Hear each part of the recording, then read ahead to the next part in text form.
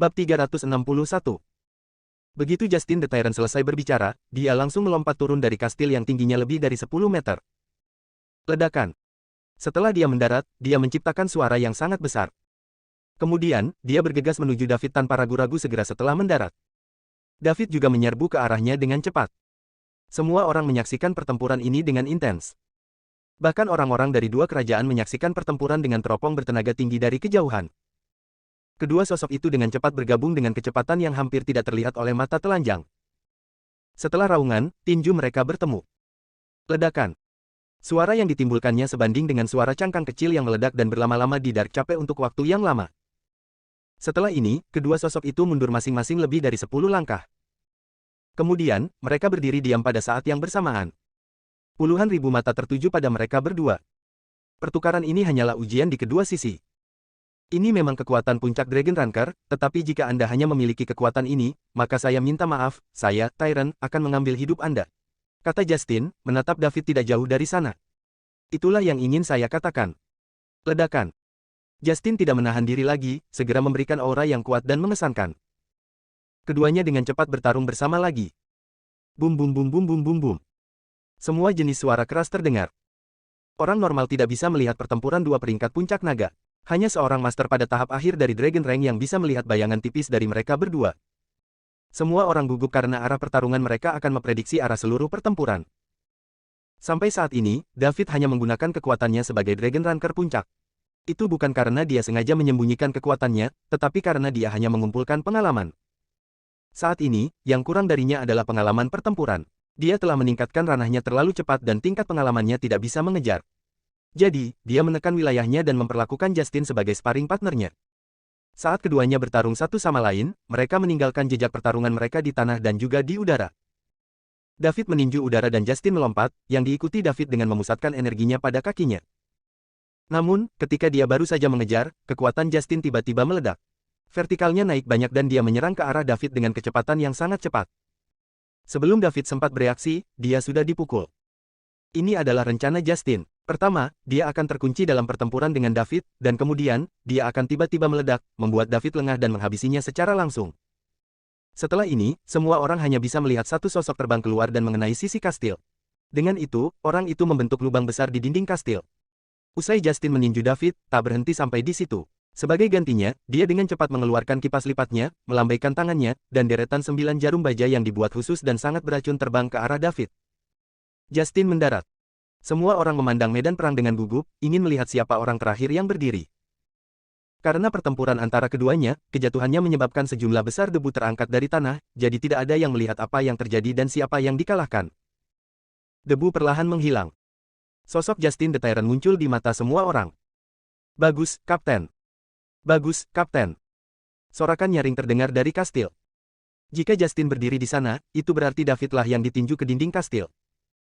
Sementara itu, semua orang di Red Flame Mercenaries tampak seolah-olah ada sesuatu yang tersangkut di tenggorokan mereka. Mereka sangat pendiam. Wajah perak dikalahkan. Mustahil. Bukankah dia mengambil satu langkah kecil itu? Mereka bisa merasakan akibat dari pertempuran mereka barusan. Meskipun itu sangat kuat, itu tidak sekuat tekanan yang dipancarkan Captain Silverface 3 hari yang lalu. Beberapa master pada tahap akhir dari Dragon Rank sedang melihat medan perang dengan rasa ingin tahu. Pada saat yang sama, Justin berbalik dan melihat ke arah Red Flame Mercenaries. Di sisi ini, semua orang khawatir. Bab 362. Jika Tyrant datang ke sini, bukankah itu seperti harimau di antara kawanan domba? Tepat ketika Justin hendak memberi perintah untuk menyerang, sebuah suara tiba-tiba terdengar di telinganya. Nomor 1 di Dragon Rank biasa-biasa saja. Justin terkejut, dan ketika dia berbalik, membanting. Seluruh tubuh terlempar ke langit oleh kekuatan besar yang tak bisa dijelaskan. Sementara Justin di udara, dia tidak punya waktu untuk bereaksi sebelum tubuhnya diserang dari atas lagi. Kemudian, dia terbang dengan cepat ke tanah. Ledakan. Tanah bergetar hebat. Akibat yang kuat menghilang, menyebabkan kerumunan ratusan meter jauhnya merasakan angin kencang. Kemudian, debu di tanah tersapu lebih dari 10 meter. Meski begitu, ini bukanlah akhir. David datang dengan panas dari atas. Dia terjun dengan kecepatan kilat dan menghantamkan satu lutut tepat ke punggung Justin. Retakan. Ah! Suara besar lainnya, disertai jeritan melengking Justin, terdengar di seluruh kastil dan mencapai telinga semua orang, menyebabkan semua orang yang mendengarnya menggigil. Para eksekutif senior dari tentara bayaran yang haus darah di kastil saling memandang dengan kaget. Ini adalah suara kapten mereka, Tyrant, jadi bagaimana mereka tidak mengenalinya? Pukulan terakhir David telah benar-benar menghancurkan tulang punggung Justin, dan bahkan jika dia memiliki tubuh yang kuat yang berada di puncak peringkat naga, dia masih tidak dapat menahan pukulan David dengan kekuatan penuh. Debu belum hilang ketika sosok perlahan melayang ke langit. Ya, itu naik langsung dari tanah ke langit. Ketika sosok itu naik ke tempat di mana tidak ada debu, semua orang melihat pemandangan di depan mereka dengan kaget. Kapten Silverface dari Red Flame Mercenaries diam-diam melayang di udara, memegang tubuh Tyrant di tangannya. Apa? Bagaimana ini mungkin? Bahkan seorang Dragon Ranker puncak tidak bisa melayang di udara tetapi wajah perak bisa. Mungkinkah dia sudah melampaui puncak peringkat naga? Orang-orang dari dua kerajaan sangat tercengang ketika mereka melihat pemandangan ini. Mereka dengan cepat menangkap adegan ini dan mengirimkannya kembali ke negara mereka. Silverface adalah seorang Supermaster yang telah menembus puncak Dragon Rank. Ini adalah berita besar. Itu sudah cukup untuk mengejutkan dunia. Justin belum mati. Tekad puncak Dragon Ranker untuk hidup memang kuat, tetapi seluruh tulang punggungnya telah benar-benar hancur sehingga dia tidak bisa mengerahkan sedikit pun kekuatannya. Saat dia ditangkap oleh David dan perlahan diangkat ke udara, dia tahu dia salah. Pihak lain hanya bermain-main dengannya selama ini.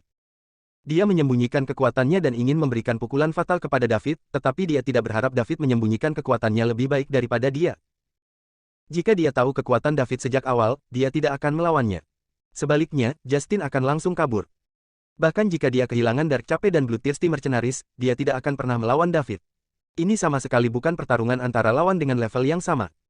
Perbedaan antara mengambil langkah itu dan tidak terbayangkan. Contoh paling sederhana adalah yang satu bisa tetap di udara, tetapi yang lain hanya bisa melompat ke udara dengan bantuan kekuatan lain. Aku tidak menyangka, batuk. Aku tidak menyangka kamu sudah mengambil langkah itu, batuk. Saya tidak merasakan ketidakadilan setelah dikalahkan. Justin batuk darah dengan setiap kata yang dia ucapkan. Tapi, batuk, siapa kamu? Tidakkah kamu pikir kamu telah menghancurkan cukup banyak keluarga selama bertahun-tahun? Kata David kosong. Kemudian David berteriak, pembunuh. Ketika killer mendengar suara David, dia dengan cepat datang. David lalu melemparkan Justin yang ada di tangannya ke arah killer. Aku akan menyerahkan Tyrant kepadamu. Terima kasih, Kapten.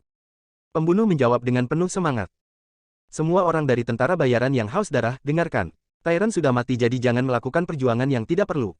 Jika tidak, aku akan membunuh tanpa ampun. Suara David dipenuhi dengan gengsi seseorang yang telah melampaui puncak Dragon Rank. Suaranya berlama-lama di udara Dark Cape untuk waktu yang lama dan mengirimkan rasa dingin ke dalam hati siapapun yang demam dari tentara bayaran yang haus darah. Bab 363. Kematian Tyrant bisa dikatakan telah menghancurkan hati para tentara bayaran yang haus darah. Meskipun mereka masih bisa bertarung dengan Red Flame Mercenaries jika mereka memusatkan daya tembak mereka, tidak ada yang memiliki keinginan untuk bertarung. Dalam perang kecil semacam ini, pertempuran kecil adalah cerminan dari arah umum perang. Jika satu pihak dikalahkan dan pihak lain terluka parah, pertarungan mungkin masih dapat dilanjutkan, atau jika tidak ada pihak yang menang, mereka masih memiliki kesempatan. Namun, tidak perlu melawan dalam pertarungan semacam ini di mana satu pihak menderita kekalahan telak. Dengan seluruh kekuatannya, David mampu membunuh semua eksekutif senior dari tentara bayaran yang haus darah satu per satu. Ketika mereka mendengar apa yang dikatakan David, banyak eksekutif Blue Thirsty yang sedang menunggu di rute pelarian api merah melarikan diri bersama orang-orang mereka. Mereka bisa hidup dengan baik kemanapun mereka pergi dengan orang-orang ini, jadi mengapa mereka harus bertarung sampai mati dengan api merah? Selain itu, kapten mereka Tyrant sudah mati, jadi mereka akan meminta kematian jika mereka maju untuk bertarung. Orang yang melampaui puncak Dragon Rank sudah menjadi sosok legendaris. Hanya orang-orang di kastil yang tidak punya tempat untuk melarikan diri, dan setelah sedikit perlawanan, kastil itu dibobol dan tentara merah api berhasil mendudukinya. Red Flame Mercenaries telah mengalahkan Dark Cape, dan pemimpin mereka, Silverface, berada di alam di atas puncak Dragon Rank. Berita tentang dia yang benar-benar menghancurkan dan membunuh Tyrant dengan cepat menyebar juga. Para pemimpin puncak dari dua kerajaan adalah yang pertama menerima berita dan hal terakhir yang mereka inginkan adalah beberapa negara adidaya lain yang menduduki Dark Cape. Jika mereka tahu wajah perak begitu kuat, mereka mungkin akan memikirkan cara untuk menghentikannya. Sekarang kekuatan wajah perak berada di luar peringkat naga, dia sedikit di luar jangkauan kendali mereka. Semakin kuat penguasa Dark Cape, semakin besar ancaman bagi pihak lain jika mereka ingin mendukung satu pihak di masa depan. Yang paling mereka harapkan adalah Dark Cape akan berperang sepanjang tahun. Namun, sekarang tidak ada cara lain untuk menyelesaikannya. Dark Cape telah ditempati oleh Silverface, jadi sudah terlambat untuk menghentikannya, belum lagi kekuatan super seperti dia tidak mudah untuk ditaklukkan. Dimanipulasi. Segera setelah Summerland menerima berita itu, mereka segera meminta Lukas untuk membawa seseorang ke keluarga Chasez di ibu kota sehingga mereka dapat membawa kembali dua eksekutif senior dari Bloodthirsty Mercenaries untuk penyelidikan agar mereka tidak menjadi gila dan menyakiti orang setelah menerima berita itu. Berita dan mempengaruhi stabilitas sosial. Meskipun orang-orang memantau mereka sebelumnya, kekuatan mereka tidak cukup untuk menghentikan dua eksekutif senior dari tentara bayaran yang haus darah yang berada di tahap tengah dan akhir dari peringkat naga. Kalau tidak, dengan kekuatan kedua orang ini, begitu mereka hilang dari pandangan, tidak ada yang tahu berapa banyak usaha yang diperlukan untuk menemukan mereka lagi. Terlebih lagi, dengan kematian Tyrant dan Dark Cape telah dilanggar, keduanya akan tetap menjadi faktor yang tidak stabil jika mereka tinggal di Summerland. Pada saat ini, keluarga Chasez berada dalam suasana yang hidup. Hari ini, keluarga Chasez mengadakan perjamuan ini agar semua keluarga di ibu kota menyaksikan kebangkitan keluarga mereka. Setiap keluarga yang datang ke sini menyiapkan hadiah besar untuk menjalin hubungan baik dengan keluarga Chasez. Tidak berlebihan jika dikatakan bahwa nilai hadiah yang diterima keluarga Chasez pada hari ini setara dengan total pendapatan keluarga Chasez selama beberapa tahun. Jika jumlah uang ini diinvestasikan dalam pengembangan keluarga Chasez, itu akan menyebabkan lompatan besar dalam kekuatan mereka. Di villa bergaya manor keluarga Chasez, ruang tamu besar dipenuhi dengan juru bicara yang dikirim oleh keluarga besar di ibu kota. Hank berdandan sampai 9 untuk menghadiri pesta ini. Hari ini, dia adalah bintangnya. Dia juga pewaris berikutnya dari keluarga Chasez. Joseph telah bersiap untuk menyerahkan keluarga Chasez kepada Hank. Ini berarti bahwa setelah hari ini, Hank akan menjadi kepala keluarga Chasez. Dia adalah orang pertama yang menjadi kepala keluarga di kalangan generasi muda di ibu kota. Bahkan Temenstan yang beberapa tahun lebih tua dari Hank tidak mengambil alih keluarga Warner. Ini karena ada celah di tengah keluarga Chasez. Justin adalah satu-satunya orang di generasi ayah Hank dengan kemampuan untuk menjadi kepala. Sekarang Justin tidak dapat kembali, Joseph selalu menjadi kepala keluarga. Namun, Hank sudah mulai menunjukkan sikapnya sebagai kepala keluarga, jadi Joseph siap melepaskan tanggung jawabnya sebagai kepala dan pensiun. Bab 364. Joseph muncul di lantai 2 dengan Hank di belakangnya. Saat menghadapi perwakilan keluarga besar di aula, Joseph berkata, mulai hari ini, Hank akan secara resmi mengambil alih sebagai kepala keluarga Chasez. Prestasi bajik saya telah sampai pada kesimpulan yang sukses, dan saya akhirnya bisa pensiun. Ayo, Hank, datang dan katakan beberapa patah kata. Selamat datang, semuanya di pesta yang diselenggarakan oleh keluargaku. Orang-orang yang datang ke sini hari ini semuanya adalah teman dari keluarga Chasez. Di masa depan, kapanpun Anda membutuhkan bantuan saya, jangan ragu untuk berbicara. Selama itu adalah sesuatu dalam kekuatanku, aku tidak akan membuang waktu untuk membantumu. Begitu Hank muncul, dia mulai mengatakan sesuatu yang sopan. Tidak ada yang akan menganggapnya terlalu serius. Semua orang memikirkan hal yang sama, kami tidak akan meminta bantuan keluarga Chasez, tetapi kami berhubungan baik selama Anda tidak menyebabkan masalah bagi kami di masa depan. Hank, kamu terlalu rendah hati. Anda adalah yang pertama di antara generasi muda dari keluarga besar di ibu kota yang mengambil alih sebagai kepala keluarga. Anda belum berusia 30 tahun, kan? Benar saja, pahlawan datang dari masa muda, seseorang mulai memberi selamat. Seorang pahlawan datang dari kalangan pemuda keluarga Chasez. Semua orang juga mengucapkan selamat kepadanya. Namun, mereka yang berbicara adalah perwakilan dari keluarga kelas 2 dan 3. Perwakilan dari keluarga kelas 1 tidak bergabung. Identitas mereka tidak memungkinkan mereka mengucapkan kata-kata seperti itu untuk meninggikan keluarga lain dan merendahkan keluarga mereka sendiri. Beberapa petarung hebat dari fraksi T memandang Hank dengan rasa iri. Sementara mereka masih bekerja keras untuk mendapatkan posisi kepala keluarga, Hank sudah mendahului mereka dan mewarisi posisi kepala keluarga Chasez. Meskipun mereka semua adalah pewaris pertama, mereka bukannya tanpa pesaing. Sulit untuk mengatakan apakah mereka akan dapat mengklaim posisi kepala keluarga di masa depan. Bahkan Stan tidak terkecuali. Meskipun dia sekarang adalah orang nomor 1 di keluarga Warner, jika dia kehilangan janji 10 tahun dengan Clinton dan mencoreng nama keluarga Warner, akan sulit untuk mengatakan apakah dia bisa terus memegang posisi ini di masa depan. Itulah mengapa dia sangat mementingkan Hank dan membiarkannya memanfaatkan kekuatan fraksi T karena dia juga perlu menggunakan kekuatan Hank untuk menangani janji 10 tahun mendatang dengan Clinton. Menurutnya, ini hanyalah pertukaran kepentingan. Semakin kuat keluarga Chasez, semakin bermanfaat baginya. Kalian semua sangat sopan. Selanjutnya, saya ingin memperkenalkan kepada Anda dua anggota baru keluarga Chasez. Keduanya adalah pengawal pamanku Justin.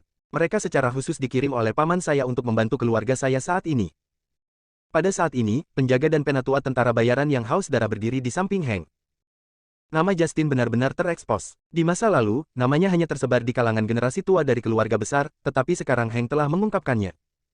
Banyak keluarga kecil tidak tahu siapa Justin. Mereka akan kembali untuk bertanya-tanya. Setelah hari ini, nama Justin akan bergema di seluruh ibu kota, mengejutkan semua orang. Ini adalah tujuan Hank. Dia menunjukkan truf tersembunyinya, dan bahkan jika dia tidak menggunakannya, itu masih akan memiliki efek intimidasi yang sangat besar. Stan memandang dua orang di sebelah Hank dan bertanya dengan suara kecil, Amos, bagaimana menurutmu? Pria parubaya di sebelahnya menjawab, Tuan, rumor itu benar.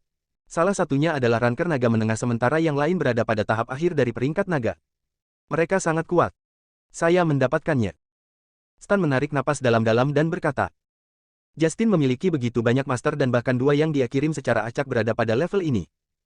Hank mengatakan bahwa Justin memiliki lebih dari 10 orang di level ini bersamanya. Jika ini benar, kekuatan mereka akan menakutkan. Bab 365. Hank masih berbicara dengan fasih. Sementara itu, dua eksekutif senior tentara bayaran yang haus darah berdiri di belakangnya.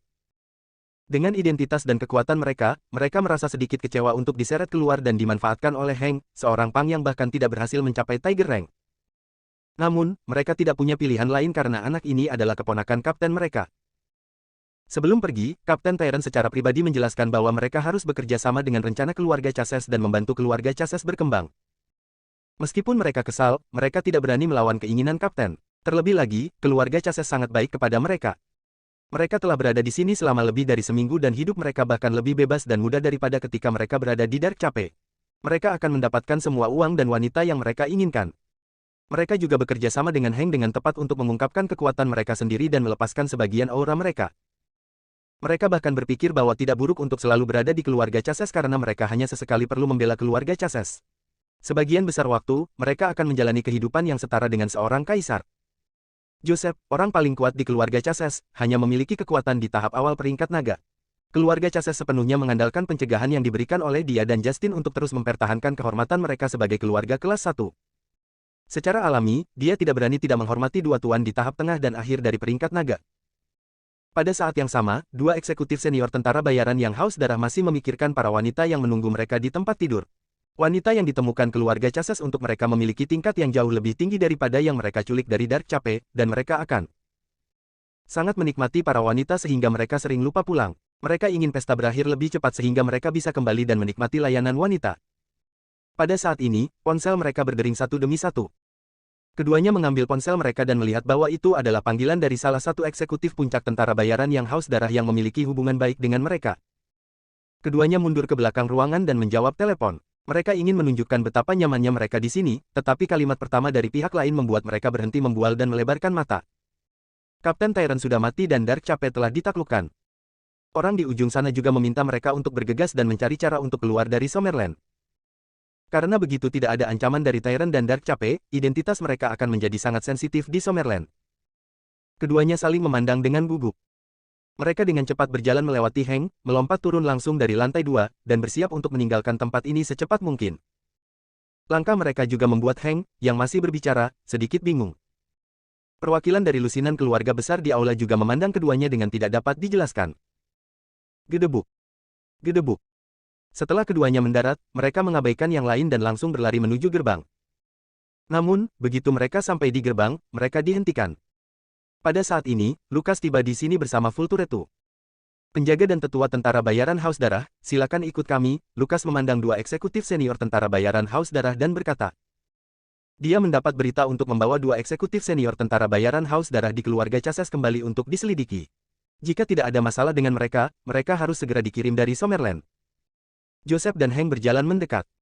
Siapa kamu? Mereka berdua adalah pengawal keluarga Chasez, kata Yusuf. Kakek, ini adalah orang yang menyelamatkanku terakhir kali, kata Hank kepada Joseph secara rahasia. Yusuf terkejut. Apakah Summerland mengambil tindakan? Tapi kenapa? Ini seharusnya tidak terjadi. Kemudian, dia ingat bagaimana dua eksekutif senior dari tentara bayaran yang haus darah mendapat telepon dan kemudian segera ingin melarikan diri. Bab 366. Yusuf bergidik.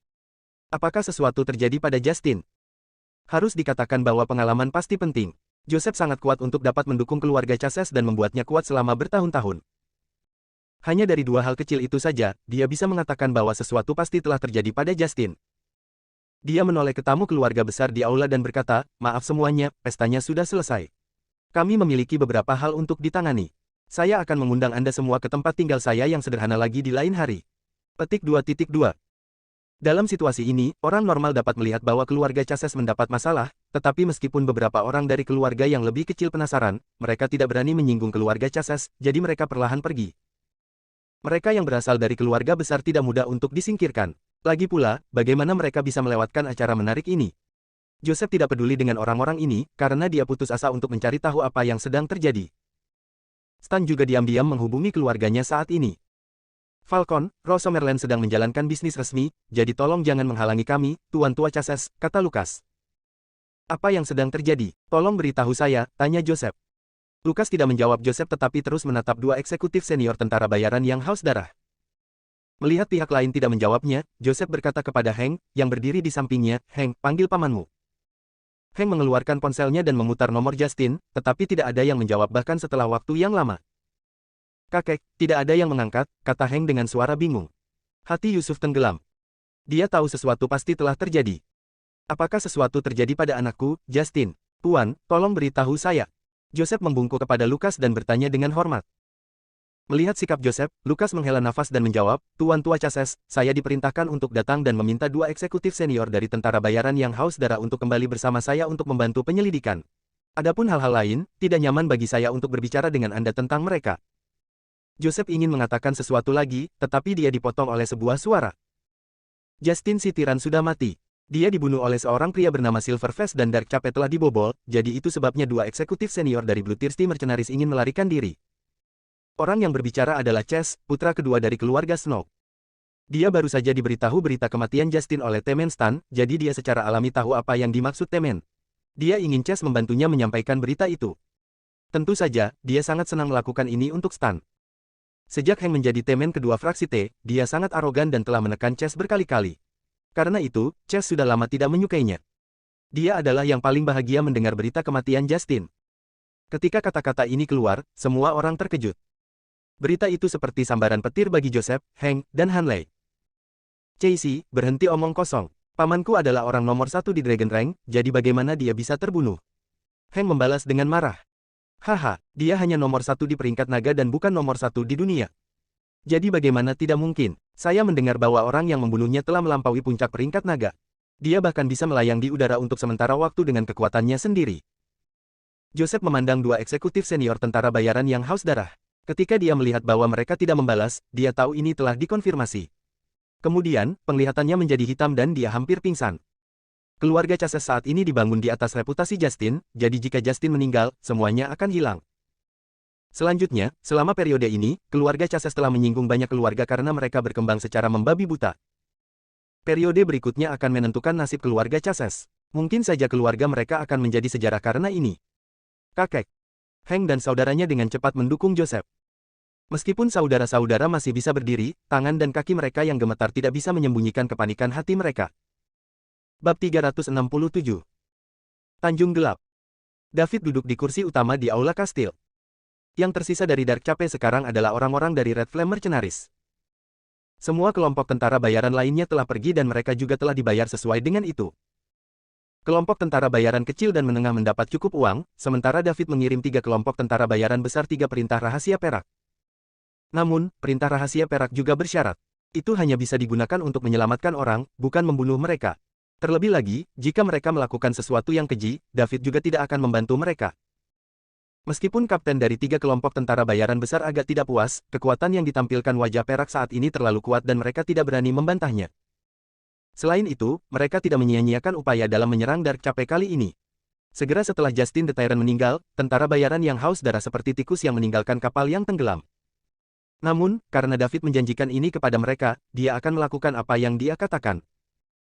Selain itu, hanya ada 2.000 orang dari Api Merah, tetapi bahkan jika Justin the Tyrant sudah mati, mereka tidak akan menyerah dengan mudah ketika mereka menghadapi puluhan ribu orang dari tentara bayaran yang haus darah.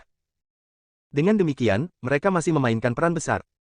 Beberapa eksekutif tingkat menengah dan senior dari tentara bayaran haus darah yang tidak punya waktu untuk melarikan diri saat ini sedang berlutut di tanah aula kastil. Pembunuh, beri aku laporan pencarian, kata David. Terima kasih, Kapten. Kami menemukan lebih dari 1.000 tahanan di kastil. Mereka adalah orang-orang dari kapal pesiar mewah yang dibajak oleh tentara bayaran yang haus darah dan mereka sangat kaya. Tentara bayaran yang haus darah seharusnya ingin memeras keluarga mereka, kata Killer.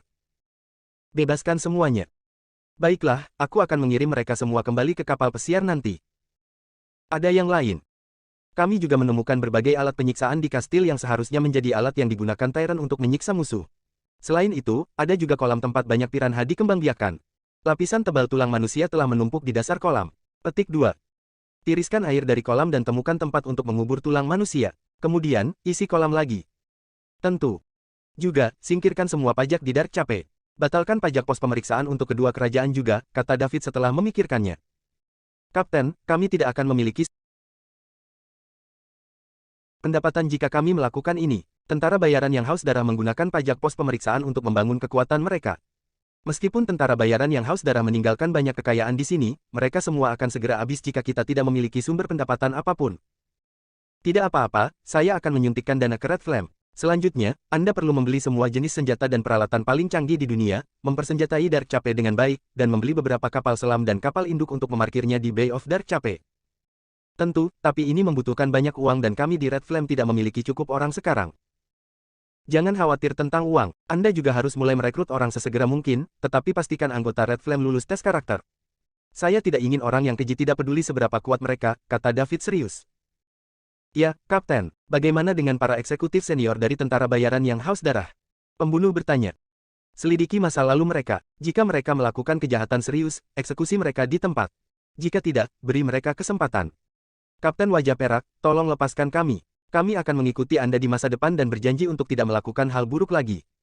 Kami juga dipaksa. Jika kita tidak melakukan apa yang dikatakan Tyrant, kita juga akan disiksa sampai mati olehnya. Para eksekutif menengah dan senior dari tentara bayaran haus darah yang berlutut di tanah terus memohon belas kasihan. Bawa mereka pergi, teriak Killer.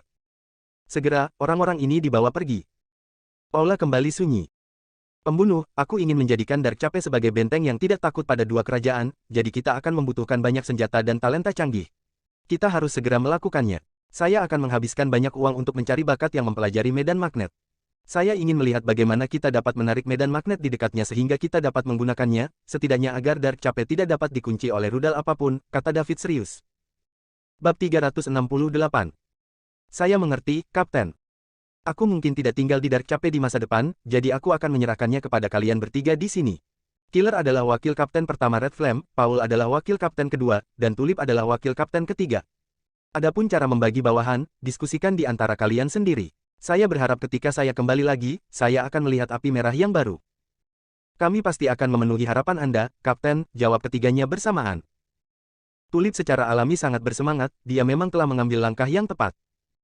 Dalam sekejap, dia berubah dari pemilik bar menjadi wakil kapten kelompok tentara bayaran terbesar ketiga di dunia bawah tanah global. 2. Tidak berlebihan untuk menyebutnya kesuksesan instan. David telah pergi, bersama dengan Blue Enchantress. Blue Enchantress memiliki bakat dan kemampuan yang hebat. Tidak hanya persepsinya yang sangat kuat, tetapi kemampuannya untuk menyembunyikan dirinya juga luar biasa. Selanjutnya, dia setengah jalan ke Dragon Rank. Hanya masalah waktu sebelum dia menerobos ke peringkat naga. Jika dia mengambilnya kembali dan menahannya di sisi Celia untuk melindunginya, itu pasti akan bermanfaat. Sebelum pergi, David menginvestasikan 1 triliun di Red Flame untuk membiarkan mereka membangun Dark Cape dengan benar. Plus, dia juga memberitahu mereka bahwa mereka bisa meminta lebih banyak jika itu tidak cukup. Paulus tidak terkejut dengan hal ini. David dimuat dan dia telah melihatnya sebelumnya. Namun, Killer dan Tulip sedikit terkejut. Kapten benar-benar memberi mereka 1 triliun uang tunai. Beberapa negara kecil di sekitar Chaosland tidak selalu memiliki cadangan uang tunai yang begitu banyak. 1. Kapten benar-benar sekaya sebuah negara. Ibu kota di Summerland. Semua tamu di pesta keluarga Chases telah pergi. 2 eksekutif senior tentara bayaran haus darah juga dibawa pergi oleh Lucas. Menghadapi Lucas, kapten tim dari tim Vulture di Falcon, yang merupakan puncak Dragon Ranker dan Vulture 2 yang berada di tahap akhir dari Dragon Rank, mereka tidak memiliki peluang untuk menang sama sekali. Dengan demikian, mereka hanya bisa mengikuti Lucas kembali untuk penyelidikan dengan patuh. Untungnya, mereka ingat bahwa mereka tidak melakukan kejahatan apapun di Summerland. Kakek, apa yang harus kita lakukan? Hank bertanya dengan suara gemetar. Justin sudah mati, jadi keluarga Chases juga runtuh. Orang-orang saat ini dalam keluarga tidak cukup untuk mendukung keluarga kelas 1. Hanley melamun di satu sisi. Dia belum kembali ke akal sehatnya sampai sekarang. Bagaimana keluarga Chases, yang masih dalam masa jayanya, tiba-tiba jatuh ke kondisi ini? Perasaan langsung jatuh dari surga ke neraka membuatnya tidak bisa pulih dalam waktu yang lama.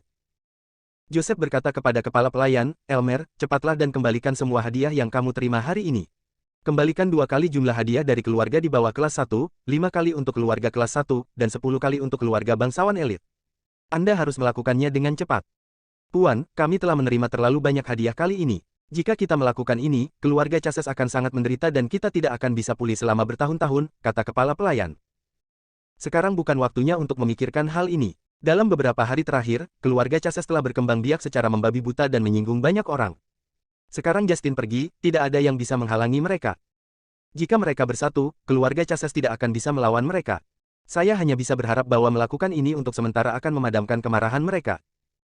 Iya Pak, aku akan melakukannya sekarang. Setelah berbicara, kepala pelayan dengan cepat meninggalkan villa. Bab 369. Kakek, apa yang harus kita lakukan? Paman sudah pergi jadi David pasti tidak akan membiarkan kita lolos. Hank bertanya dengan suara gemetar. Ketika Hanley mendengar nama David, dia juga kembali ke akal sehatnya dan bertanya dengan cemas, kakek, David pasti akan kembali untuk membalas dendam pada kita kali ini, apa yang harus kita lakukan? Anda harus menyelamatkan kami. Kalian berdua harus mengemasi barang-barangmu. Saya akan segera mengeluarkan Anda dari Summerland, kata Joseph. Oh, baiklah. Kedua bersaudara itu menjawab dengan cepat. Tapi kali ini kita tidak bisa menggunakan rute biasa kita. Saya akan menemukan cara untuk mengirim Anda ke perbatasan Summerland dan Anda akan melewati hutan tua untuk sampai ke sisi lain. Hah, mengapa? Tanya Hank. David adalah anggota Falcon. Dengan jaringan intelijen Falcon di seluruh Summerland, Anda pasti akan terdeteksi jika mengikuti rute biasa. Bahkan jika Anda melarikan diri ke luar negeri, dia masih bisa mengejar Anda. Juga, ada medan magnet yang mengganggu di hutan tua sehingga bahkan pesawat tidak berani memasukinya. Oleh karena itu, akan lebih aman untuk pergi lewat sana. Tapi hutan tua itu sangat besar, bisakah kita benar-benar berjalan melewatinya? Kamu sudah berada di level puncak kelas 1 dan kamu akan memasuki peringkat harimau. Hanley juga berada di level puncak kelas 2. Bukankah kamu selalu mengatakan kamu tidak bisa menembusnya? Ini adalah kesempatan bagi kalian berdua untuk melewati hutan tua, dan mungkin kalian bisa melangkah lebih jauh jika berhasil melewati hutan. Ini juga akan baik untuk Anda di masa depan, kata Joseph. Kakek, tapi... Tidak ada tapi. Jika Anda tidak melakukan ini, Anda hanya bisa menunggu sampai David muncul di depan pintu Anda. Ketika itu terjadi, tidak ada yang bisa menyelamatkanmu. Baiklah, ayo pergi. Kamu tidak perlu khawatir. Ketika Anda sampai ke sisi lain, saya akan menyiapkan banyak uang untuk Anda. Kemudian, Anda dapat hidup dengan baik di tempat manapun yang Anda inginkan. Ketika gelombang ini berlalu, aku akan menemukan cara untuk membawamu kembali. Joseph menghela nafas dalam hati ketika dia melihat saudara-saudara dengan panik pergi. Dia tahu bahwa kali ini akan sulit bagi keluarga Chases untuk melewati rintangan ini. Hank terlalu radikal dan menyinggung terlalu banyak orang selama ini. Dia bahkan menyinggung keluarga Warner yang merupakan keluarga bangsawan elit. Joseph bisa saja menghentikannya, tetapi dia tidak menyangka putranya Justin dibunuh secara tiba-tiba. Selama Justin berada di Dark Cape, keluarga Chases akan baik-baik saja. Sayang sekali. Dia hanya berharap kedua bersaudara itu bisa menjaga nama keluarga tetap hidup dan kembali ke Summerland suatu hari nanti. Joseph bangkit dan meninggalkan villa. Masih banyak yang harus dia lakukan. Selain putra sulungnya, ayah dari Hank dan Hanley yang hanya tahu bermain-main di luar, ia masih memiliki 3 putri. Dia perlu menenangkan mereka dan mencoba menjauhkan mereka dari keluarga Chases sehingga mereka bisa menjalani kehidupan yang baik. Akan lebih baik jika mereka juga bisa meninggalkan ibu kota. Pada saat ini, Joseph tiba-tiba tampak 10 tahun lebih tua. Keluarga Chases, yang nyaris tidak bisa bertahan, akhirnya berada dalam situasi putus asa karena kematian Justin. Di malam hari, setelah beberapa kali pindah, Hank dan Hanley akhirnya diangkut dengan truk ke hutan tua di perbatasan Summerland. Selama mereka bisa melewati hutan ini, mereka bisa mencapai negara berukuran sedang di seberang. Mereka tidak akan sampai ke Falconia jika mereka mulai dari sini. Karena jarak di sini lebih pendek, mereka memutuskan untuk berjalan ke sana. Mereka masing-masing memiliki ransel yang diikat ke punggung mereka. Ada kantong tidur sederhana dan beberapa makanan di dalam ransel. Dibutuhkan setidaknya setengah bulan untuk keluar dari titik ini. Meskipun ada banyak binatang buas di hutan tua, mereka bukanlah ancaman bagi Hank yang akan menembus peringkat harimau. Satu-satunya hal yang perlu mereka perhatikan adalah tidak digigit ular dan serangga berbisa. Ini akan agak merepotkan. Dengan bantuan cahaya bulan, keduanya melangkah ke dalam hutan tua yang gelap.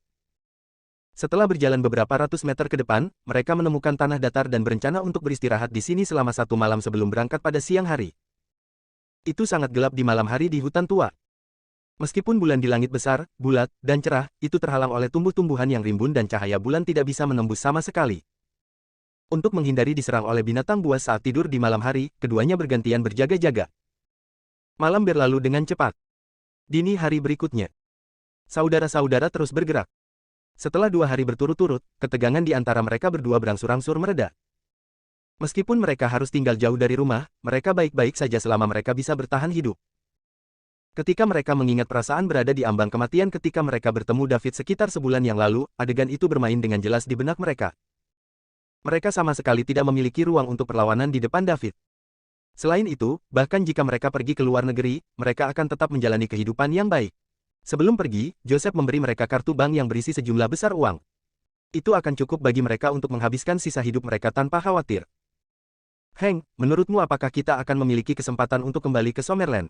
Hanley bertanya sambil berjalan. Tentu saja kita bisa. Saya percaya kakek akan menangani masalah ini dengan baik, tetapi jelas tidak dalam waktu dekat.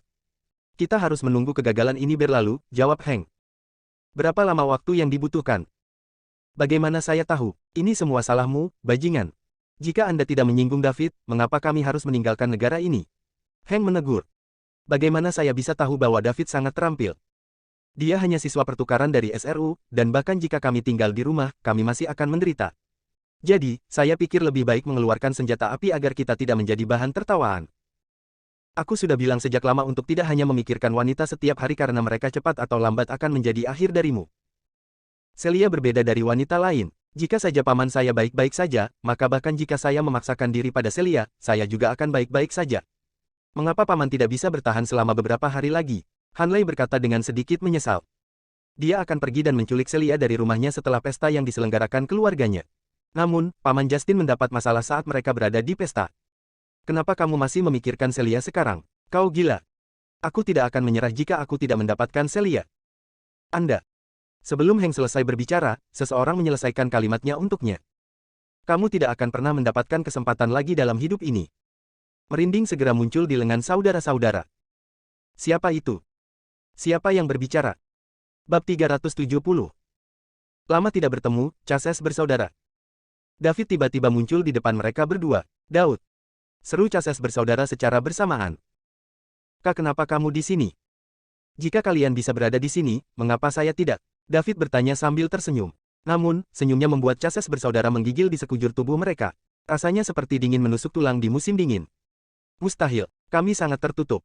Tidak mungkin kamu tahu. Rahasia, itu hanya apa yang Anda pikirkan. Anda diselamatkan oleh seseorang terakhir kali, tetapi apakah Anda pikir seseorang akan menyelamatkan Anda kali ini? David, apa yang ingin kamu lakukan? Biarkan saya memberitahu Anda, paman saya baru saja terluka dan melarikan diri. Jika kamu berani menyentuh kami, dia pasti akan membalas dendam padamu, kata Hank gugup. Dia ingin menggunakan reputasi Justin untuk membakar David. Oh, Justin baru saja terluka. Kenapa aku tidak mengetahuinya? Tanya David, pura-pura bingung. Ada banyak hal yang tidak kamu ketahui. Kita akan bertemu pamanku. Dia sudah dalam perjalanan untuk menjemput kita. Jika Anda tidak pergi, Anda tidak akan bisa pergi ketika paman saya tiba. Paman saya adalah orang nomor 1 di Dragon Rank. Hank merasa ini berhasil, jadi dia segera menambahkan. Hahaha, David tidak bisa menahan tawanya lagi. Apa yang kamu tertawakan? Anda sebaiknya segera pergi, karena paman saya akan segera tiba. Petik 2. Aku menertawakan kalian berdua karena mencoba mengancamku dengan Justin saat kalian berada di ambang kematian. Betapa konyolnya. Apa yang sangat konyol, tidak peduli seberapa baik kamu tidak cocok untuk pamanku. Apakah kamu tidak penasaran mengapa Justin meninggal? Dia sudah berada di Dark Cape selama bertahun-tahun, tetapi mengapa dia mati tiba-tiba setelah kamu menyinggungku? Tanya David tiba-tiba. Saudara-saudara Chases menatap David dengan ngeri ketika mereka mendengar apa yang dia katakan. Tidak mungkin. Paman saya adalah nomor 1 di Dragon Rank. Anda tidak bisa membunuhnya. Itu tidak mungkin. Sama sekali tidak mungkin. Hank menangis ketakutan. Kamu. Hanley juga menatap David dengan ngeri. Dia telah tergagap untuk waktu yang lama, tetapi dia tidak bisa mengucapkan sepatah kata pun. Mustahil. Saya akan menunjukkan kepada Anda apakah itu mungkin. Setelah David mengatakan itu, tubuhnya bergeser dan dia pergi di depan saudara-saudara Chases dalam sekejap. Dia mengulurkan tangannya dengan cepat dan meraih kedua leher mereka. Hank dan Hanley mencoba melepaskan tangan David, tetapi mereka menemukan bahwa tidak peduli seberapa besar kekuatan yang mereka berikan, cengkeraman David tidak mau bergerak. Setelah David meraih leher mereka, tubuhnya perlahan terangkat ke udara. 1 meter. 2 meter. 5 meter. 10 meter. 20 meter. Setelah David mencengkram leher kedua bersaudara itu, mereka merasakan tubuh mereka terangkat dan mereka mengira bahwa David telah mengangkat mereka. Namun, setelah beberapa saat, mereka menyadari bahwa tubuh mereka masih naik, dan baru pada saat itulah mereka menyadari bahwa David memegang mereka dengan tangannya saat dia naik ke udara. Bagaimana ini mungkin? Hanya master legendaris yang melampaui puncak Dragon Rank yang bisa melakukan itu, kan? Apakah David mengatakan yang sebenarnya? Apakah dia benar-benar membunuh Paman Justin? Sementara saudara-saudara terkejut, mereka juga merasakan penyesalan yang tak terbatas. Mereka membunuh pendukung terbesar keluarga Chases, Paman Justin. Jika Joseph tahu ini, siapa yang tahu jika dia akan langsung menembak kedua orang bodoh ini? Jika mereka tidak menyinggung David, Justin tidak akan mati.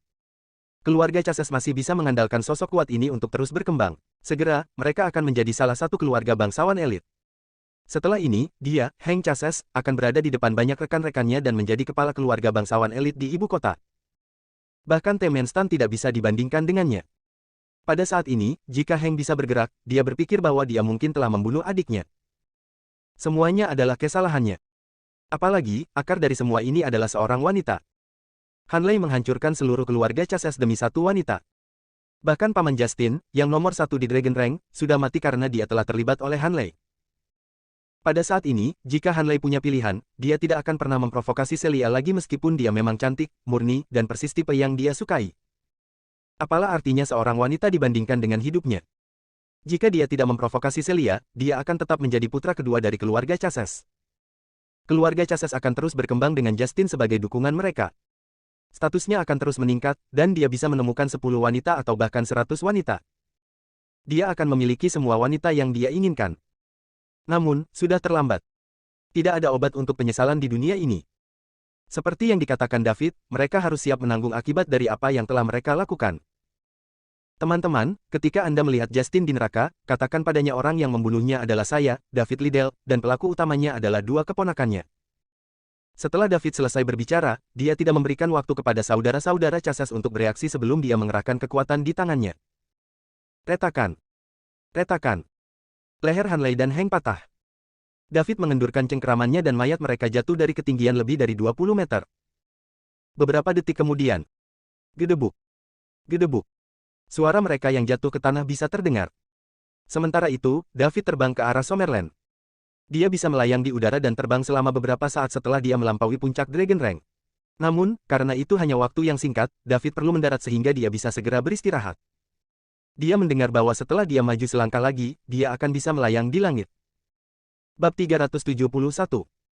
Saudara-saudara Chases meninggal begitu diam-diam sehingga sangat sedikit orang yang mengetahuinya. Hanya Falcon dan beberapa orang di satuan tugas khusus yang tahu.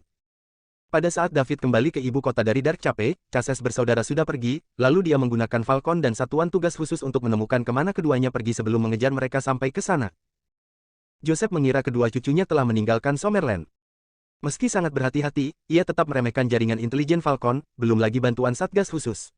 Jaringan intelijen dari kedua organisasi ini digabungkan hampir seluruhnya menyelimuti seluruh negeri. David kembali ke ibu kota setelah membunuh saudara-saudara Chases dan memanggil Lucas, mencoba menggunakan Falcon untuk mencabut keluarga Chases. David tidak pernah menyukai keluarga seperti ini yang akan memihak pelaku kejahatan. Namun, Lucas mengatakan dia tidak perlu melakukan itu lagi.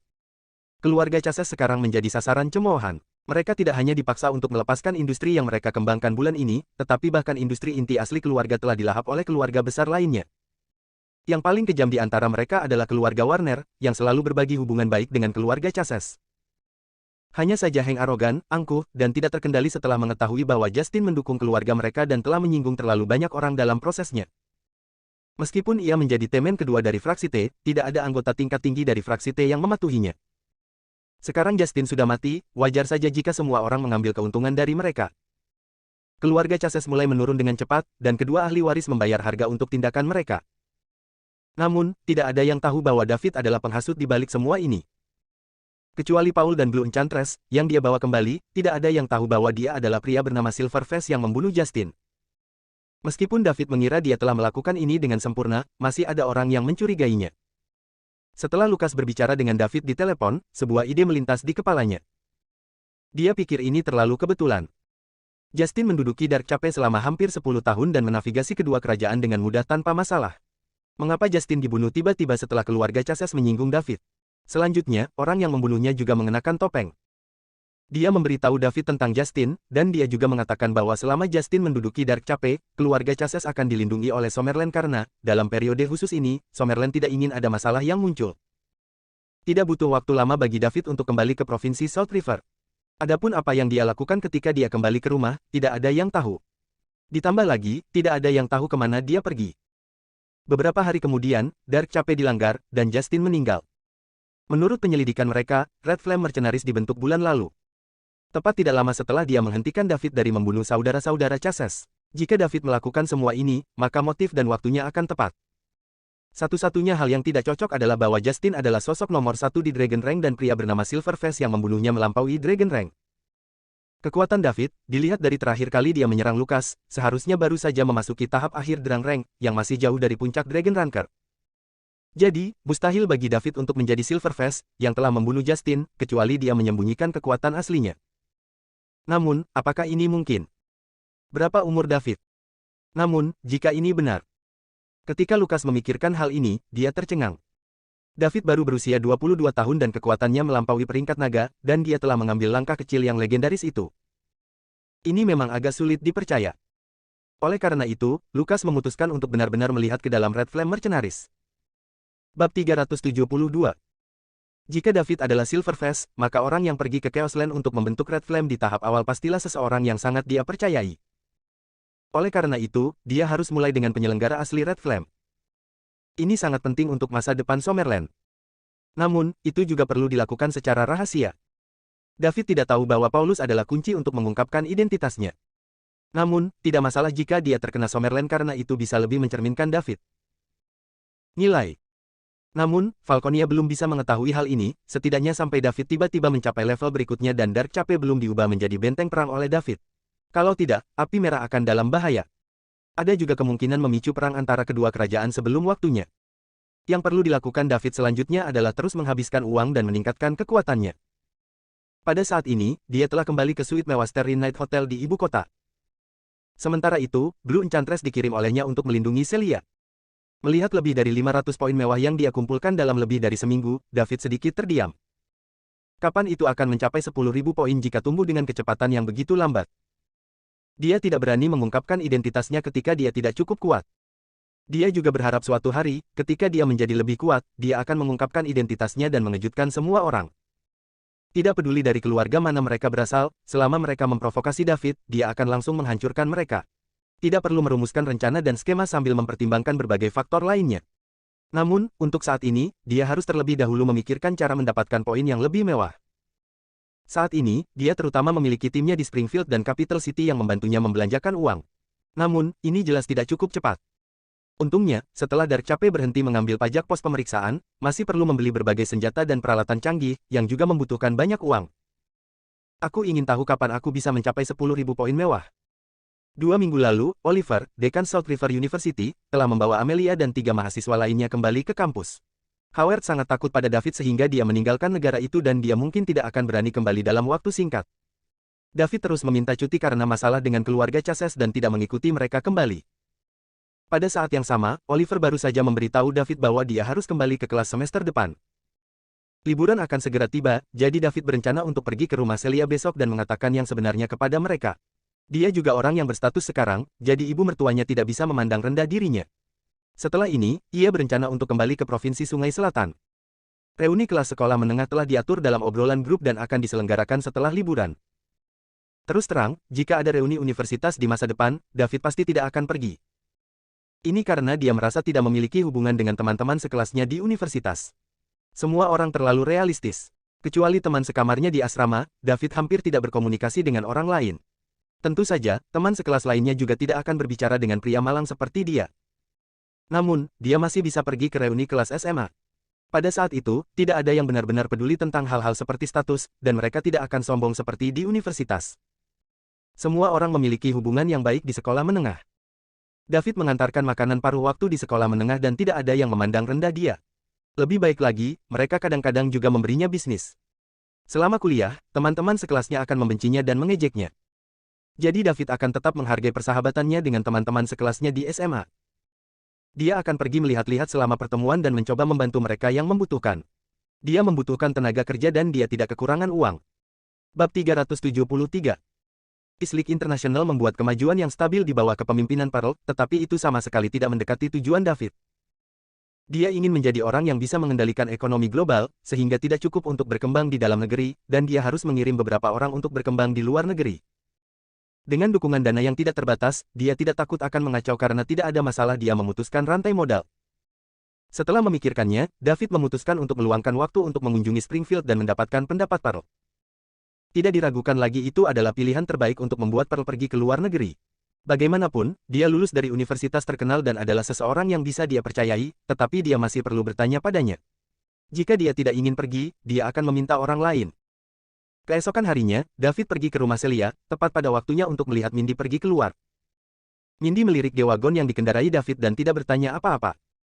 Dia hanya berkata kepada David, "David, jika kamu bebas, kamu bisa tinggal di sini. Saya dan suami saya memiliki sesuatu untuk diberitahukan kepada Anda ketika kami kembali di malam hari." Petik 2. "Oke, Nyonya Yang, lanjutkan dan urus bisnismu. Aku akan menunggumu," kata David. Mindy pergi dari rumah. Saat ini, banyak yang harus dia tangani. Selama waktu ini, mereka berdua melewati tahap paling berliku dan aneh dalam hidup mereka.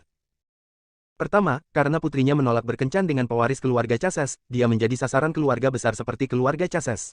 Karirnya dan pekerjaan suaminya sangat terpukul. Ketika mereka sedang mempersiapkan keluarga mereka untuk meninggalkan ibu kota agar tidak menjadi sasaran, keluarga Chases tiba-tiba berhenti memukuli keluarga mereka. Dia berpikir bahwa semua kesulitan akan sepadan, tetapi siapa yang tahu bahwa dalam beberapa hari, berita bahwa keluarga Chases mengandalkan seseorang yang kuat membuat semua mitra mereka tidak berani bekerja sama dengan mereka lagi. Ditambah lagi, atasan suaminya juga takut menyinggung keluarga Chases dan memutuskan untuk memecatnya. Karena itu, pasangan itu kembali dilema. Beberapa hari yang lalu, dia mendengar berita bahwa keluarga Chases hancur total. Kemudian, perusahaannya berkembang pesat karena dukungan sponsor besar dari Islik International, dan suaminya segera dipekerjakan kembali dan mendapatkan posisi yang selalu diimpikannya. Dapat dikatakan bahwa setelah bencana ini, keluarga mereka benar-benar mulai lepas landas. David memarkir mobil dan memasuki villa. Celia sedang duduk di sofa menonton televisi. Ketika dia melihat David masuk, dia melompat dari sofa dengan penuh semangat. "David, kamu akhirnya di sini. Ayo belanja, saya sangat patuh dan saya tidak keluar selama ini. Aku akan segera menjadi gila," kata Celia dengan gembira. "Oke, aku akan pergi denganmu, tapi kita harus kembali lebih awal. Ibumu punya sesuatu untuk diberitahukan kepadaku," kata David sambil menyeringai. "Kalau begitu ayo pergi sekarang. Beri saya waktu sebentar, saya akan naik dan berganti pakaian." Setelah Celia selesai berbicara, dia berlari ke atas mengenakan sandal. Segera, Celia berganti pakaian olahraga yang menyegarkan dan nyaman dan berjalan ke bawah. Kemudian, keduanya keluar bersama. Mereka baru pulang sore hari. Pada saat ini, Mindy dan John sudah kembali. Setelah mereka makan malam, seluruh keluarga duduk di ruang tamu. David tahu Mindy memiliki sesuatu untuk diberitahukan kepadanya, jadi dia tidak terburu-buru untuk kembali. Dia juga memiliki sesuatu untuk diberitahukan kepada Celia dan keluarganya. "David, kamu akan segera istirahat, kan?" tanya Mindy. "Ya, Nyonya muda. Saya pikir itu dalam waktu beberapa hari," jawab David. "Karena kamu sedang istirahat, jangan kembali ke Provinsi Sungai Selatan. Tetaplah di ibu kota dan saya akan membuatkan Anda sesuatu untuk dilakukan. Pada saat yang sama, saya akan membawa Anda keluar untuk mengalami berbagai aspek masyarakat," kata Mindy. Dia telah membicarakan hal ini dengan suaminya. Sejak krisis keluarga mereka diselesaikan, mereka harus merencanakan masa depan mereka dengan baik. Putri mereka Celia telah memilih David, jadi mereka harus mengatur sesuatu untuk David lakukan selama istirahat ini untuk mulai membudidayakannya lebih cepat. Bab 374. Setelah kejadian ini, Mindy juga sedikit kelelahan secara fisik dan mental. Jika dia melatih David lebih awal dan menyerahkan perusahaan kepada pasangan muda itu, dia akan dapat menikmati hidup lebih awal. "Hah, Bu Yang, saya punya rencana ketika saya kembali," kata David. "Apa itu?" Teman-teman sekelasku di SMA mengadakan pertemuan liburan ini dan kita tidak bertemu selama 3 tahun, jadi aku ingin kembali dan bergabung dengan mereka." "Apa yang bagus dari pertemuan sekolah menengah? David, karena kamu sudah bersama Celia, kamu akan tinggal di ibu kota di masa depan. Anda secara bertahap akan menjauhkan diri dari teman-teman sekolah menengah Anda dari daerah kecil itu di masa depan. Anda berada di lingkaran yang berbeda dari mereka. Sama seperti band Celia yang diam-diam membelikan untukmu. Harganya beberapa juta, jadi apakah Anda memilikinya di daerah kecil Anda?" tanya Mindy. "Bu, aku tidak membeli mobil itu untuk David." Celia menyela di satu sisi. Meskipun dia juga ingin tahu dari mana David mendapatkan uang untuk membeli mobil yang begitu bagus, dia tidak akan bertanya. Dia tahu bahwa David akan memberitahunya ketika sudah waktunya. Jika tidak, dia akan mendapat reaksi buruk dari David. Diam, apakah Anda pikir saya tidak tahu bahwa Anda anak muda paling menghargai wajah? Saya tidak ingin mengkritik Anda tetapi beberapa juta bukan apa-apa untuk keluarga kami. Selanjutnya, cepat atau lambat, perusahaan saya akan jatuh ke tangan Anda, tetapi karena Anda masih muda, Anda harus bekerja keras. Jangan hanya memikirkan burung merak sepanjang hari, ceramah Mindy. John melihat koran dan hampir tertawa terbahak-bahak. Pipinya untuk menceramahi anak-anak. Dia jauh lebih tua dan dia lebih kompetitif daripada orang lain. Dia bahkan tidak malu mengatakan ini. Namun, dia hanya bisa mengatakan ini di dalam hatinya, dia tidak berani mengatakannya di depan Mindy. Kalau tidak, dia akan menusuk sarang lebah. Bu, aku benar-benar tidak. Sebelum Celia bisa berbicara, dia dihentikan oleh tatapan Mindy. David tidak bisa menahannya lagi bahkan ketika dia hanya mendengarkan ini di satu sisi. Apa yang sedang terjadi? Apakah dia berpikir bahwa aku seseorang yang ingin bergantung pada seorang wanita? Apa lelucon? Saya orang terkaya di dunia sekarang dan kekuatan saya melampaui peringkat naga. Jika saya memiliki duel persahabatan dengan Lucas dan yang lainnya sekarang, saya akan dapat mengalahkannya dalam hitungan detik. Bu Yang, sebenarnya aku. Sebelum David bisa selesai, Mindy memotongnya. David, saya tahu kalian anak-anak memiliki ego yang sangat besar. Namun, Anda harus memikirkan situasi Anda saat ini. Ketika Anda mengambil alih perusahaan saya dengan Celia di masa depan, saya tidak akan peduli mobil jenis apa yang Anda beli. Namun, kamu masih mahasiswa sekarang jadi cobalah untuk tidak mengendarai mobil yang bagus ke kampus. Petik 2. Mindy hanya mengatakan ini karena dia khawatir David akan menarik banyak perhatian dari gadis-gadis lain. Penampilan dan temperamen David sangat luar biasa. Jika dia mengendarai mobil yang bagus ke kampus, dia pasti akan menjadi orang yang paling populer di antara para gadis. Dia yakin putrinya membeli mobil itu untuk David. Jika tidak, bagaimana mungkin sebuah universitas dari daerah kecil mampu membeli mobil yang harganya jutaan? Ditambah lagi, dia tidak peduli dengan uangnya. Dia hanya memperingatkan bahwa David adalah seseorang dari daerah dan dia hanya bisa mengendarai mobil yang bagus dan tinggal di rumah yang bagus karena dia bersama Celia. Dia ingin David selalu mengingat ini. Jika tidak, apakah David dapat menahan diri ketika dia menghadapi semua wanita di masyarakat ketika dia mengambil alih perusahaan? Meskipun dia percaya diri pada putrinya, pria saat ini tidak akan menghargai hal-hal yang datang terlalu mudah. Selain itu, sebagian besar pria sukses yang berhubungan dengannya memiliki beberapa wanita simpanan, tetapi istri mereka tidak tahu. Atau bahkan jika mereka tahu, mereka akan menutup satu mata karena mereka tidak ingin itu mempengaruhi keluarga mereka. Dia tidak ingin putrinya diperlakukan seperti itu. Bab 375. Nyonya, Yang, sebenarnya, aku ingin memberitahumu. Baiklah, saya tahu apa yang ingin Anda katakan, tetapi saya sedikit lelah sekarang dan saya sibuk beberapa hari ini. Mari kita bicarakan itu lain kali kita punya kesempatan. Sudah beres, datang dan jadilah asistenku setelah istirahatmu. Saya akan menunjukkan kepada Anda dunia dan memperluas wawasan Anda. Dengan itu Mindy bangkit dan naik ke atas untuk beristirahat. David duduk di tempat yang sama dan sedikit tercengang. Wanita macam apa ini? Dia terlalu sombong. Dia bahkan tidak membiarkan saya menyelesaikannya. Bagaimana Celia dan ayahnya tinggal bersama wanita seperti itu selama bertahun-tahun? Terutama tuan muda. David melirik John. Dia memperhatikan bahwa John sudah terbiasa dengan ini. David kembali menatap Celia. Dia menatap David dengan tatapan meminta maaf. Baiklah. Awalnya, saya ingin mengatakan yang sebenarnya kepada mereka hari ini, tetapi saya gagal lagi. Jadi bahkan jika Anda mengetahuinya di masa depan, jangan katakan bahwa saya sengaja menyembunyikannya dari Anda. Anda bahkan tidak memberi saya kesempatan untuk berbicara pada saat itu. David, jangan pedulikan dia, begitulah dia. Dia memutuskan segalanya dan sulit bagi orang lain untuk berubah pikiran, biasakan saja. Jangan mengambil apa yang dia katakan ke hatimu, sebenarnya, dia tidak jahat. Ini semua demi kebaikanmu sendiri, John membela Mindy. Ketika David melihat John berperilaku seperti ini, dia mengira John mungkin sudah terbiasa dengan ini sejak lama. Hanya orang yang baik hati seperti John yang bisa hidup bersama Mindy selama beberapa dekade. Jika itu orang lain, mereka mungkin sudah bercerai sejak lama. Namun, untungnya Celia tidak mewarisi sifat buruk ibunya. Jika tidak, dia tidak tahu bagaimana jadinya gadis yang penurut dan imut seperti itu. Tidak apa-apa, tuan muda, saya tidak keberatan. Aku tahu dia melakukan ini untuk kebaikanku sendiri. Sekarang sudah larut, jadi aku. Jika tidak ada yang lain, saya akan kembali, kata David. Lanjutkan, berkendara dengan aman. Aku akan pergi sekarang. Tuan muda, Celia, selamat malam. Selamat malam. Selamat malam. Daud pergi. Ayah, panggil Celia. Baiklah, sudah cukup baik ibumu tidak memaksa kalian berdua berpisah. Apalagi yang kamu mau? John bertanya. Tapi dia juga tidak bisa mengatakan hal-hal itu. Ini untuk kebaikanmu sendiri. Dia terus-menerus memperingatkan David untuk memperhatikan siapa dia. Apa yang akan Anda lakukan jika Anda menikah dengannya dan dia selalu menikmati kesenangan sensual di luar sana ketika dia mengambil alih perusahaan ibumu? Anda sangat lembut sehingga Anda hanya akan menelan keluhan Anda. Ibumu hanya khawatir kamu akan dirugikan di masa depan. Mengapa kamu tidak mewarisi temperamen ibumu? John bertanya. Apakah menurut Anda ada orang yang berani mengadili saya jika saya melakukannya? Celia bertanya balik. Kamu tidak bisa mengatakan ini di depan ibumu. Jika tidak, dia tidak akan pernah membiarkan ini jatuh, John memperingatkan. Tapi, aku tidak membelikan mobil itu untuk David. Tidak. Tidak. Apa kamu yakin? Ya. Apakah Anda bertanya kepadanya dari mana dia mendapatkan uang untuk membeli mobil? Tidak, saya pikir dia ingin memberitahu kami sekarang, tetapi ibu saya tidak memberinya kesempatan. Petik 2. Yah, kamu harus bertanya padanya. Ibumu tidak menyukai gagasan kalian berdua berkencan pada awalnya, jadi jika David melakukan sesuatu yang ilegal di luar sana, kalian berdua benar-benar tidak akan memiliki kesempatan. Hah, aku akan bertanya padanya kapan dia datang besok. Aku tidak percaya dia akan melakukan hal seperti itu. Oh kamu, kecerdasan seorang wanita yang sedang jatuh cinta sangat mengkhawatirkan. David sedang mengemudi di jalan. Setelah ini, dia pasti harus kembali.